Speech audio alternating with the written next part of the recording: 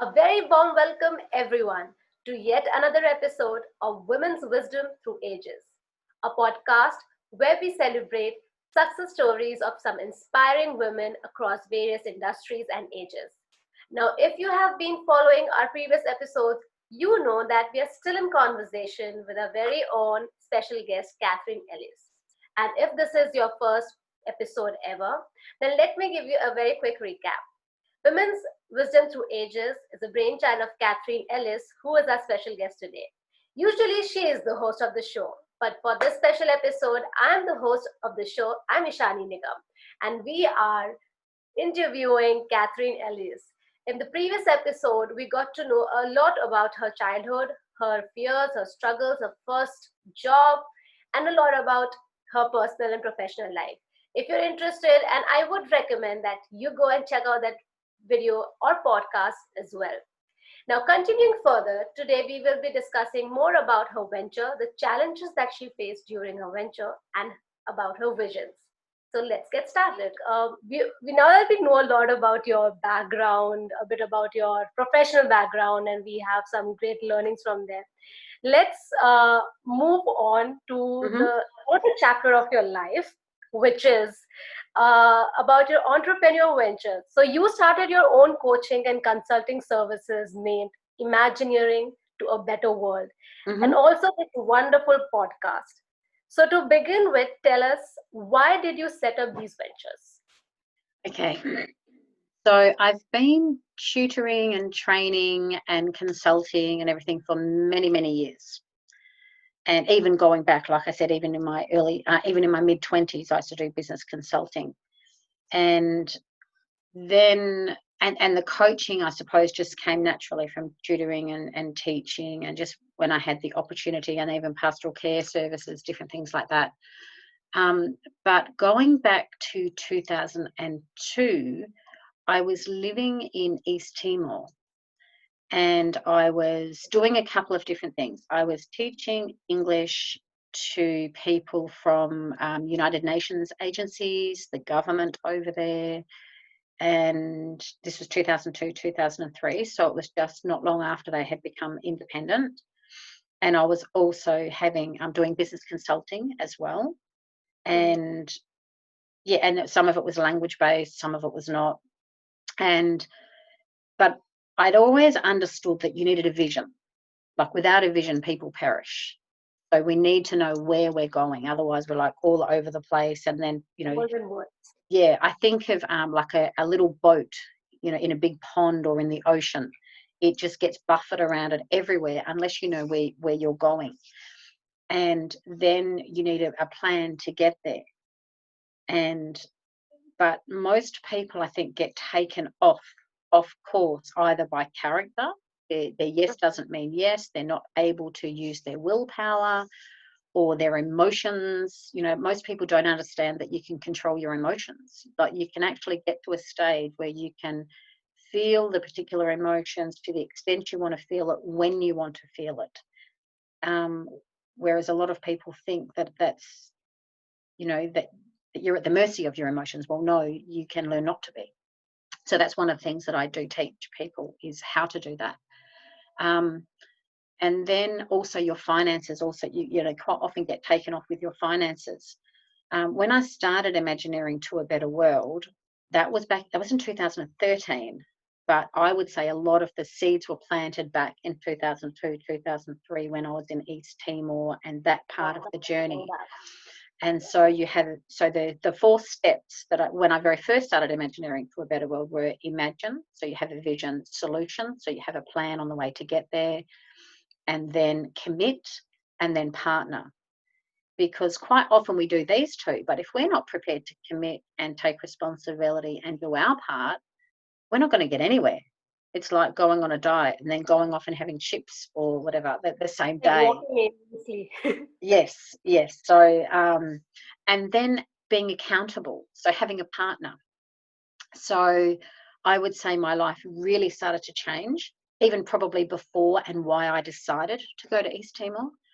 And and then with Imagineering, that was started, like I said, in 2013. And backing up just before that, and I know, I think you mentioned it, that you had actually read this on my website, that there was Yep. things happening in my life, and there was like patterns kept repeating. And one of them was that, or one of the specific reasons of why I moved back to Perth, was that I was living in the Goldfields region in Western Australia, Yeah. and I had a lovely home, and I was, doing up my home. I had a job that I absolutely loved. Um, but one of my push factors to leave was that these guys across the road, it used to be a couple with a young baby, but then they broke up, and it was during the boom times with the mining. And the guys ended up being, well, they split up, and then the Yeah. household ended up turning into this ice, like, just call it the ice freak house, because everybody would be on ice. And can you imagine, it was just so imposing, so loud. We'd have the police there so often and everything. And I'm just like, oh my gosh, what can I do? I've bought this home. I don't want to be stuck in this situation. And especially because, as a single woman living there, and I had all these guys, opposite. And one of my friends said, oh, do you know that if you sold your house now, you'd probably make some money? And I thought, oh, well, I hadn't really thought about that. I was planning to live here for quite a few years, but I didn't want to have that situation. And then I looked into it, and it ended up being, because I had been paying off money extra off my mortgage. I had been renovating up to 15 hours a week. So I'd done a lot of painting, I'd redone the gardens and lots of different things. And so I did. So I did sell my house, and I did move, and then that started me off, on that journey. So, but the difference was in 2013, it was like over 2 different nights they were almost like dreams, that it was like everything that I'd been doing for years was like I had new language for it. And that's when I got Imagineering to a Better World and the Imagine Solution Commit partner. And so when I did start that, it was just started as a stall at a festival in the middle of the city of Perth. And it was just inviting people over and just saying, hey, if you think of a better world, what does it look like to you? And creating a banner.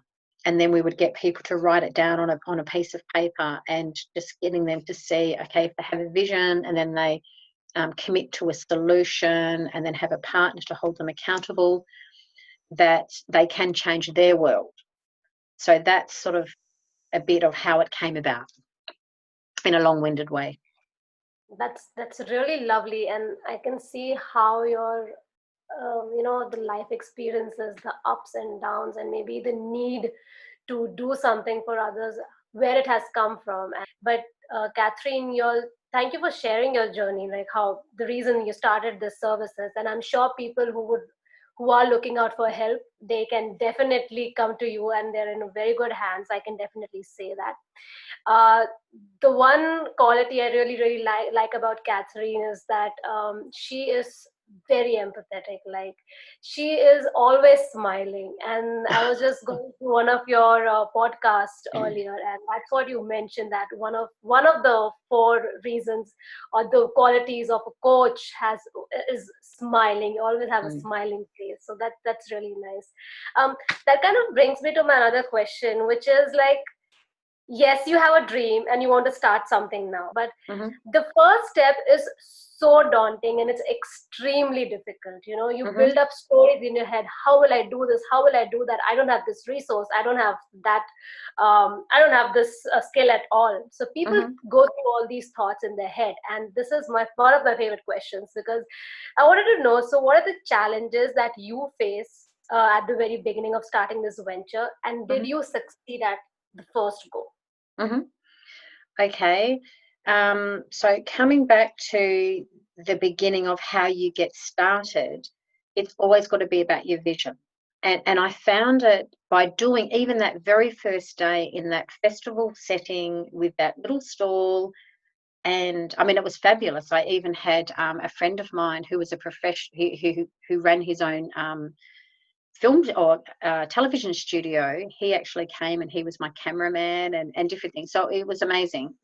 And but if you have the vision, and then, like I said, those 4 steps. But what I found from interviewing people that day is that people have blockages. sometimes they are blocked at the vision, sometimes they are blocked at the solution, sometimes at the commit, sometimes at the partner. And that was like revolutionary to me. It was like, wow, and how important this is. And so being able to have the vision and then write it down, because if you write it down, you make it plain at the harvest time, it'll happen, or at the appropriate time, it will happen. So writing it down was one of them, and I should have written down, because there was different parts to your question then. Normally I've got a pen in my hand and I'm writing, but I didn't. So absolutely, so to have the vision first, and it must be positive, because part of what I find is a lot of people say, oh, I'm never going to smoke, or I'm never going to be in a domestic violence relationship or whatever. But if you focus on the negative, our mind doesn't work in negatives. So it has to be positive. And then obviously going through having your plan. And I would say, if you're not familiar with how to do that, or you haven't got that in your, and sometimes it's good to do it outside of your social circle as well, or outside your family circle, which, because, you know, that can have another whole level of complications sometimes. And I'm sorry, I've missed one of the parts of your questions. What was the last part of your question? You talked about how do you do it? Yeah, so no, basically I wanted to know that once you set up, once you start planning things for the very first time, you are always in doubt. Did you succeed in your first goal? I wanted to know that. Okay, so two parts to that answer.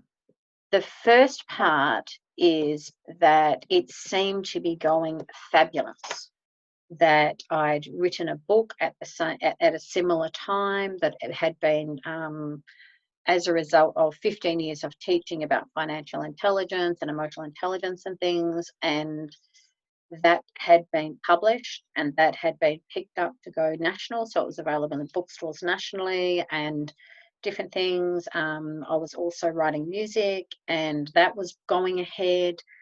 And there was lots and lots that was wonderful going ahead. But I didn't have the right people around me. And there were so many lessons that I had to learn. And so, and just, yeah, really different. And especially when you're dealing with, so it could be students, it could be, you know, the volunteers, or it could be, you know, in different circles of people, whether it be a faith-based or something, compared to working with professionals. So my background was pretty much always working with professionals. But then when you're working with people who are so excited and you want to go through and do things, but then you want to turn it into something professional, it changes again. And so, for example, if you're creating a product, so whether it be a book, a song, you have to have the contracts there, because it's intellectual property. It's all accountable by law. If you're going to publish a book, or even get a book distributed, you need to own the copyright. And sometimes people didn't want to sign contracts. So, oh my gosh, that was another whole level of things that you'd work through when you'd think everything was okay. But then if people didn't see a need for it or something. So there was just so many things that I learned. So, and again, I had, like, the bullying theme came through again. I was even being cyberbullied, which made me so, yeah, so I had to really learn how to not be, what would you call it? How do you have a business but not have a public face? Because if you can't be on social media, or, you know, there was different things happening which were just not good. And I do share bits and pieces of those stories, even on different articles that I write about in societal transformation on the Imagineering to a Better World website. And one of them was being stalked. And it's not like you know, most of my life has been great going along, and I've, you know, had lots of wonderful things happen. But then every now and then it might be a couple of months, or it might be, you know, just little bits and pieces, but then those pieces impact you, even can be for years that they can impact you. And so I was at a stage where I had another book that was ready for publication, but then for different reasons, I wasn't able to publish it, which meant my whole business plan of where that was going. And I had all these pre-sales or pre-order sales before the book was published. I had, speaking engagements signed up, but then I had to cancel everything. And then, it was good in a way that I had to learn that I couldn't just keep powering through, because my natural personality is probably a double positive, like a double optimist, and being action. So like I could very easily change my life in 2 weeks and go and live in another country. Like that to me is no problem. But then at different times, especially when I went through that where I couldn't continue with my business, but then I wasn't picking up the teaching work, even though I had excellent references and everything. So I went through a period of unemployment. And even though I've always aimed to have, for example, 3 to 6 months worth of money or savings in the bank, at different times that had even, not been available, sometimes because I'd, invested that into the business or different things. So absolutely, success was not straight off. However, part of what I did write in that book on the financial and emotional intelligences, which is called Prosper as Your Soul Prospers, was looking at the definition of success or prosperity, which I see both of them as interchangeable. So to me, prosperity or success is love, peace, joy, hope for the future, close family, loyal friends, vibrant health, and being financially free to do what you want to do, whether it's paid or voluntary. And when I say vibrant health, it doesn't have to mean that you're 100% perfectly healthy, but the health that you do have, you are vibrant in. So, for example, I know people, even, someone in a wheelchair who has an amazing life, or, that you can have different challenges, but you make the most of what you have.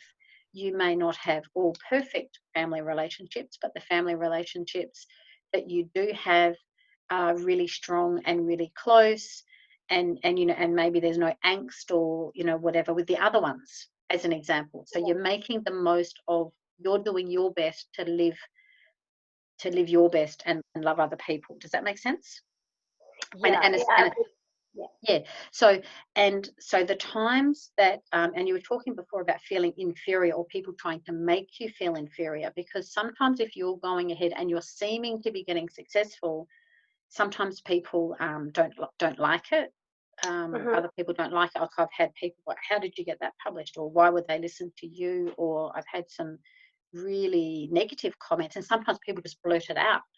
And I was just shocked, especially if they were above me, either in a workplace or in another, institutional type setting. And so if I looked at their perception of success, like by this age, I should be married, I should have this many children, I should be having this many houses or this much income, or from that. But if I got back to my the way that I define success or prosperity. So I'll just say it again: love, peace, joy, hope for the future, vibrant health, loyal friends, close family, and financial freedom, which is, to me, being free to do what you love, whether it's paid or unpaid. So as long as you look at it like that and you think, okay, well, at the moment I might be a 7 out of 10 in that area, but I'm actually doing really good in this area. Maybe I'll be about 8.5 out of 10. And so when you look at that side of life, there's always blessings, but there's always room for improvement. So, yeah. Wow, that was really, really interesting, because I think you've covered the answer to the next two questions that I had. You face number of challenges, and I'm not quite surprised, because when someone is chasing their dreams, or when someone is actually starting something big, or even taking a small step, you do face a number of challenges. One very important takeaway that I can pick from what you just mentioned is writing down your goals or whatever you want to achieve really, really makes a difference, because that is something I did recently. I have been thinking of doing few things from past few months, but I never really wrote it out, because I never do that. But I was like, let me just write it once.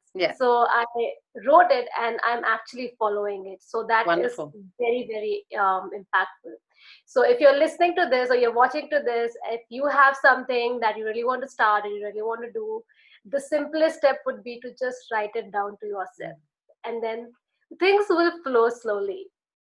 So I think my next question was that how did you face those challenges? I think in a very nice and lovely way you have explained it in your book, Prosper as Your Soul Prospers. And if how I got to know about is through your LinkedIn video that you have just put it up. So if you're listening to this, you can go and check out Catherine's LinkedIn account where she has put up a very nice brief video about this book where you can get to know what all is there in a book. Hmm. Just moving a bit forward, like as we have women through different ages listening to our podcast today Hmm. and going to the video, if they're at a certain stage in life, they have actually, built their own business venture, or they have already made their professional life, but then something happened, and due to that, they had to leave it and they had to start afresh, like a Mm. second inning. Or maybe some women got the chance to start it later in their life, their own Hmm. career. So are you able to draw any instances from your life or from the women around you? Hmm. Okay. Um, First of all, so like redefine success, like how I said, like with the success or prosperity. The second one is don't listen to the naysayers. Quite often, it could even be those closest to you that say, oh, you've been going for so long, just go and get another job or just forget about it or whatever. Don't listen to them.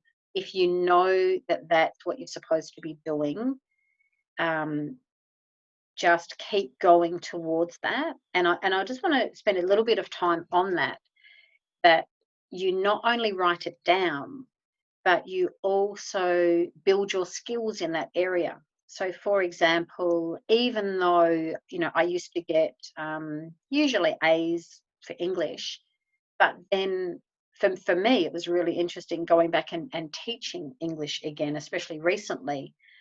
And so I thought, well, if I'm going to do it, I want to be learning too. So if I was looking at, say, for example, public speaking, I would have the students looking at the World Toastmasters speeches, because if you're going to do something, you may as well look at the top success, in the world, and Yeah. just learn from the best.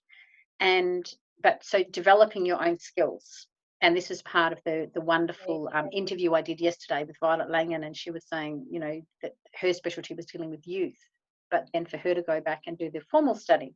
So absolutely do the formal study and keep going. And I mentioned this a couple of times. Surround yourself with encouragers, because we can always have critics, and inside we can always have the biggest inner critic. I wish I had have done this, or like even for me yesterday, looking at the listening to the interview again, it's like, oh, I spoke too fast, I was too busy before the interview to just stop and center myself and just calm my breathing and just slow down. They're just basic things that I teach other people, but I hadn't taken on. So it was just such a pleasure to interview someone like Violet, who she just has such a natural calm about her and is so positive anyway. And then as I listened, it was like, okay, well, my speech did slow down, but we just need to remember, those things. Um, and also when you do find that, because you'll find sometimes in life, you'll find people who are for what you are for, and that is wonderful. So, especially with something like Imagineering to a Better World, the people that get it, they tend to hang around and help, or want to be involved. And there's numerous people who advise on the projects, and even for the internship position, like I was just blown away. Like there was 59 applications the first round, and then 13 applications for the next round, and then 4 for the next round. And then we were just so blessed that Ishani got it. So, and we're so happy with that. Um, but aside from the people who are for what you are for, you want to have people in your life that are for you regardless. And that is one of the hardest things that you can get in your life. And I would say that I've only just really come into a deeper understanding of that even in the last 5 years. Because even though, yes, I know I've got people in my life that love me, but as in encouragers and supporting what I'm doing, that's been really difficult, because I have had the difficult journey going through. And like you mentioned, Ishani, that I have had to start again. Like at different times, it's been so extreme, like having to stop everything back to where I was, say, 5 years ago or 4.5 years ago, that I ended up going back to teaching. And because I went back to teaching, I was back to doing, 60 plus hours a week just with the teaching. And then you don't have the energy or the time to be able to expend on doing all of this stuff with Imagineering. So then it was like 2 years I did not much at all. I did a little bit of blogging. But then it was wonderful from those students that I felt that especially some of them had encouraged me to get back into it. And even though it was great to do the teaching, it was even better to come back in to the doing again. And I do continue to teach. So, and that's part of, I think especially as a single woman, like I'm not married yet, that if you don't have the amount of income that you desire, and for me, Ishani would probably know that a lot of what I do, I input back into the business because I believe in what I'm doing. And over the years, the people that I have helped, I know the difference that it's made in their lives. So I just know that will come back at one stage. But at the moment, I am still teaching. And so, but when you do find those who are for you, that you have to cherish and protect those relationships, because at different times I didn't know enough, to be the best type of leader for leading a team, to be able to protect those people that I was had that authority over. And I know that sounds weird using the word authority, but sometimes you do have to. It's like you're protecting. It's almost like a mother with children or something. You have to protect that. Yeah. Okay. Sorry, I was just listening to you, and it took me back to my life, my incidences. Like I could very well resonate with that. And whoever is listening to us today, and if you're like in the phase, like if it's like second innings of your life, or even if you're at a very early stage, and if you feel that you have lost that big opportunity, or you started off and now it's not going well, a very important point that Catherine made today is that if you want to come back, if you want to make a comeback, remember that you have not lost the skills that you have. You have probably lost the confidence, I guess. And that's what happened with me as well. And this is how Catherine started off as being a professor, because maybe that is what made her feel good, and that is what made her regain her confidence in that field. Or maybe whatever the reason that Catherine started off as a professor. For me, it was not professor. I'm sorry, I'm not sure, but not professor. There's probably a different word to use. Okay. Teacher. Not professor. Okay, this is what we call cultural differences. So back home, like I'm from India, and we call each teacher professor. So teacher. Oh, wow. Wow. That's how she started. So she started with as a teacher, and when I was in a very low phase of my life, and when I wanted to restart, I went back to my dancing school. That's where I began, because I love dancing. That's what gives me confidence in myself. So the point is that we're trying to tell you that if you're in that phase where you're not feeling well, you're feeling low, and you want to start back again, you have all the skills. You just need to gain your confidence. So do something small or little that helps you gain your confidence. Could be baking, could be just going on a holiday, traveling, something, anything that makes you feel good. Today we talked a lot in great depth, and I think we gained so much for Catherine's personal and professional experiences so far. Before we wrap up today now, Catherine, is there any top 3 tips that you would like to share with our listeners and people who are watching us today to maintain the success? Because we have seen it is not easy. Okay. Well, I did just give the 3 about redefining success. Don't listen to the naysayers, and keep going, and surround yourself with encouragers. But also, I would say, just spend the time. So, say for example, if I think about if I'm just spending time Imagineering, just go outside or wherever it is that's special for you. Like I love going to places that are natural, and especially that are water based. So it could be an ocean, could be a river, could even be a duck pond. And just spend quiet time. Or sometimes it might be listening to music. They're all different ways, but and even I look at it with children. Children can have so many toys, but really they may just love a box or a broom. because you want to be just getting your imagination going. And when your imagination, so say if I'm doing it with a group of people, I might say, sometimes if you say, think about something you would love to do if there's no limits, but people tend to get stuck with that. So I say, okay, well, if you won $10 million, what would you do? So you just try and give them a bit of a picture about what would they do. And that's something that I've challenged myself with all the way through my life. And like I've mentioned, I've had some faulty thinking around that, whereas I've usually worked full time while I've followed something full time, which is not sustainable, and it does affect your health, especially mental health. Like you can get really tired and things. So spend the time to, I call it Imagineer. So when you Imagineer, you have the vision, and then you are thinking, okay, well, practically, how might that work? And sometimes you will need someone like me or another coach or something that can help you with that. And it doesn't matter how big it is. So I believe that we're all children of God. And if we have a vision, it's going to be so big outside of ourselves that there's a purpose attached to it, because it's to have hope. Things need to be anchored, to your purpose.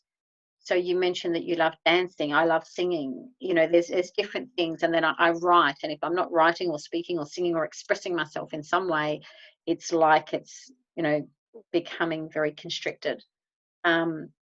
So yeah, just do what makes your heart sing, or do what makes your body dance, or whatever. So that's absolutely one of them.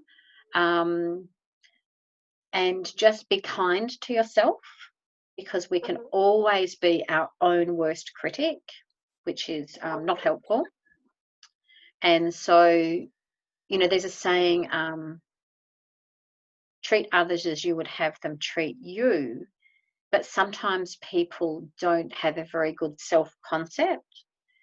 So I would actually rephrase that in a little bit of a different way and say, love yourself as you would want to be loved by others.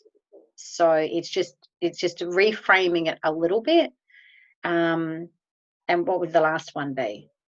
Just, I would say, again, surround yourself with by having encouragers. Like I'm really fortunate. I do have a few people that are advisors on the Imagineering for a Better World project. Over the time, I've even had hundreds of volunteers with different things over the years. It is such a pleasure to have Ishani, because she gets excited, and then that infuses extra excitement into me, which is wonderful, because I have been doing this in some aspects of it, for 7 years, 14 years, 20 plus years. So just to get that fresh look back in. So yeah, that's probably it.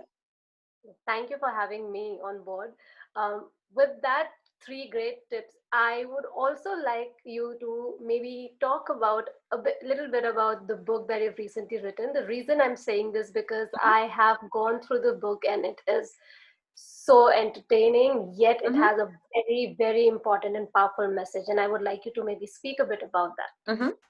Okay, so that book is called The Man Who Came Back, and it's a graphic novel. So even though I write, I don't, as I get older, I don't want to have too many words. I just like to keep things simple, especially as you're getting busier. Keep things simple. I love pictures. I love learning, like by YouTube. Even though I have, got different degrees and different things, I just want to keep it simple. So I love the fact that it's a graphic novel, because then it's Mhm. more like reading a comic, as an example. And that one is about the difference between perceived or Instagram success versus real success. And I don't go into the definition or anything like that. The main character, it starts off, he's a formerly poor Chinese farm boy who grows up and travels the world and seems to be having the perfect life. And then when he comes back, things are not all as they seem, and people have questions. And he sort of just seems to not have a care in the world, but he's not working, and lots of different things. I don't want to give away too much, but then he ends up being mentored by a kung fu teacher, and who sees this young man trying to teach himself how to do kung fu. And part of it is that he never had a father. And so this kung fu teacher comes along, mentors him, gets very frustrated with him. And then, so it's basically about this young man's journey. And also in the book, a big part of it is his family, especially his mum and his sister. So yeah, so it's a timeless theme of overcoming obstacles to become the person you are destined to be, to learn what real success is, and to overcome your greatest fear. And I wrote it some years back, and I've actually used that story with hundreds of people in different settings, but especially in teaching, for example, not only high school or older high school, but also young adults. And I usually stop before we get to the end, and I've asked them, okay, what do you think he did? You know, what was his greatest fear? What was this? And what did that look like? And what was the next step? And that has been fascinating for me to see. And just, I think it's becoming even more relevant. And Mm-hmm. yeah, so that's called The Man Who Came Back graphic novel. Thank you so much, Catherine, for sharing that with us, with everyone who's listening to us today and watching.